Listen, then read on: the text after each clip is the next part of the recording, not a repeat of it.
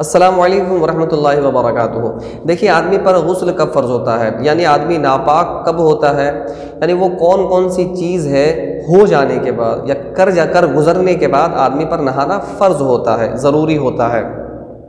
جیسا آج ہم سمجھتے ہیں کہ کھڑے ہوئے کسی نے پیشاب کر دی یا پیشاب کر لیا بیٹھ کے پانی نہیں چھوا، اس طرح سے کوئی نجاست کی چیز چھو لی یا بچے نے پیشاب کر دی، اس طرح سے کوئی بھی چیز ہم سمجھتے ہیں کہ ہو گیا ہمارے ساتھ تو ہم پر نہانا فرض ہے، حالانکہ یہ فرض نہیں ہے، ہماری غلط فہمی ہے جن کی اصلاح ہونی ضروری ہے۔ غسل صرف 4 چیزوں سے فرض ہوتا ہے، آئیے اس کو ہم شروع کرتے ہیں، لیکن اس سے پہلے ایک بات سن لیں کہ آج ہم دینی معاملات میں بڑا شرماتے ہیں، یعنی ہم سوچتے ہیں کہ بھائی میرے بہن یا میرے بھائی یا میرے والد صاحب یا میری والدہ دیکھیں گے یا میرے دوست و احباب دیکھیں گے تو ایسی باتیں کہنا ہمیں نہیں چاہیے، حالانکہ یہ غلط بات ہے۔ کیوں؟ آج اگر عالم علماء ایسی باتیں نہ کہیں جو دینی معاملات پر ہے تو کون کہنے کے لیے؟ کوئی فرشتہ اور نبی تو نہیں اترنے والے، نبیوں کا دروازہ بند ہو چکا ہے۔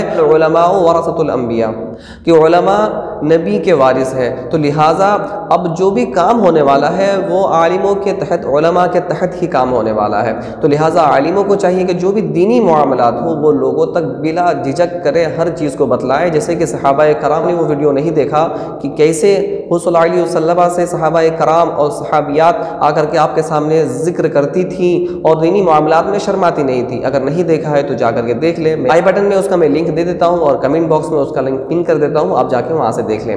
چلیے شروع نمبر 1 ہے احتلام ہونا۔ احتلام جسے ہم کہتے ہیں نائٹ فالس، یعنی آدمی جب بالغ ہوتا ہے، شرعی اعتبار سے آدمی بالغ کب ہوتا ہے؟ جب وہ 12 سے 15 سال یا 11 سے 15 سال کے درمیان میں ہوتا ہے تو رات میں اسے احتلام ہوتا ہے، یعنی منی کا خروج ہوتا ہے اور اس کا کپڑا گلا ہوتا ہے، تب پتہ چلتا ہے کہ وہ بالغ ہو چکا ہے۔ تو وہ جو منی نکلتا ہے نائٹ فالس ہوتا ہے، اس سے آدمی پر غسل فرض ہو جاتا ہے، یہ پہلی چیز ہے۔ دوسری چیز کیا ہے کہ مرد کا ذکر عورت کے شرمگاہ میں جہاں تک کٹا ہوا ہو، یعنی مرد کا ذکر مان کے چلیے یہ ہے، ٹھیک ہے، اور مان کے چلیے کہ ختنہ ہونے کے بعد اتنا سا ختنہ ہو چکا ہے، اب اتنا جو ختنہ کیا ہوا ہے، یہ جو ختنہ شدہ ہے، اتنا اگر داخل ہو جائے عورت کی شرمگاہ میں یا مرد کے شرمگاہ میں، اتنا اگر داخل ہو جائے تو اس سے کیا ہوتا ہے، نہ آپ نے داخل کیا اور جس میں داخل ہوا دونوں پر غسل فرض ہو جاتا ہے۔ یہ ہوا دوسری قسم، یعنی کہ مرد کا ذکر عورت کے شرمگاہ میں یا معاذ اللہ استغفر اللہ کوئی آدمی اگر آدمی سے غاطت کرتا ہے تو اتنا داخل ہو جانے سے دونوں پر غسل فرض ہو جاتا ہے۔ یہ رہا دوسری قسم۔ دیکھیں تیسری قسم کیا ہے جو عورت کے ساتھ خاص ہے، یعنی حیض و نفاس کا خون آنا۔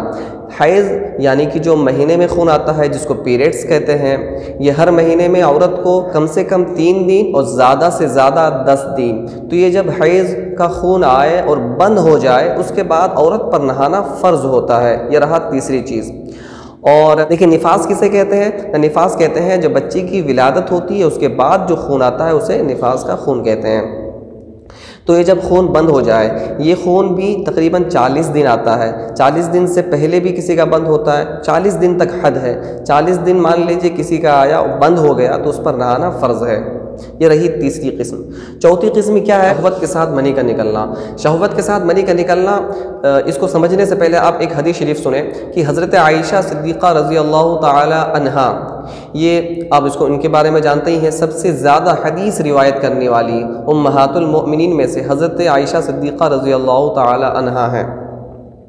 انشاءاللہ کبھی موقع ملا تو ان کی خصوصیات پر، ان کے فضائل پر کبھی گفتگو کی جائے گی انشاءاللہ تعالی عز و جل۔ آپ یہ سمجھ لیں کہ آج جو ہم تک پہنچی ہے منی اور مزی اور ودی کے متعلق کسے کہتے ہیں، وہ حضرت عائشہ صدیقہ رضی اللہ تعالی عنہا سے ہی ہمیں روایت پہنچی ہے الحمدللہ۔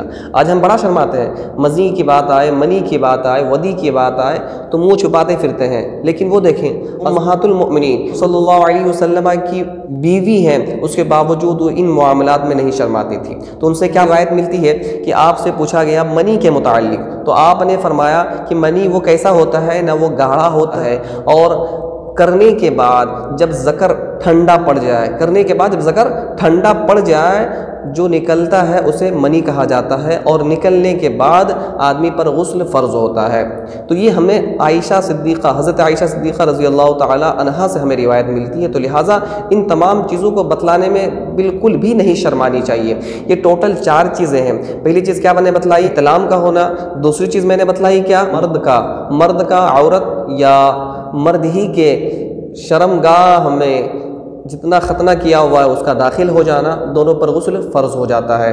تیسری چیز میں نے کیا بتلائی؟ حیض و نفاس کا خون آنا۔ چوتھی چیز شہوت کے ساتھ منی کا نکلنا۔ اگر آپ انہی 4 سے غسل ٹوٹتا ہے، ان کے علاوہ کوئی اور 5ویں صورت نہیں ہے جس سے غسل فرض ہوتا ہے۔